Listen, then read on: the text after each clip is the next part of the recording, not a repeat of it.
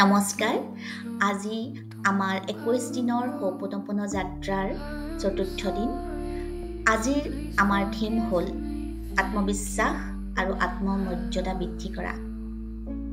আজিৰ দিনটোত আপোনালোকে নিজক এইবুলি কৈ থাকিব, মই আজি মোৰ ভিতৰত থকা সকলো সন্দেহ, সকলো হীনমন্যতা, সকলো সংকোচ এৰি দিছোঁ। মই মোৰ নিজৰ ক্ষমতা, নিজৰ সম্ভাৱনা, নিজৰ ভাল গুণবোৰৰ ওপৰত বিশ্বাস ৰাখিছোঁ। মই যোগ্য। I am sorry. Please forgive me. Thank you. I love you. I am sorry. Please forgive me. Thank you. I love you. I am sorry. Please forgive me. Thank you. I love you. মই প্ৰচণ্ড আত্মবিশ্বাসী। এই কথাষাৰ আজিৰ দিনটোত বাৰে প্ৰতি আওৰাই থাকিব। ধন্যবাদ।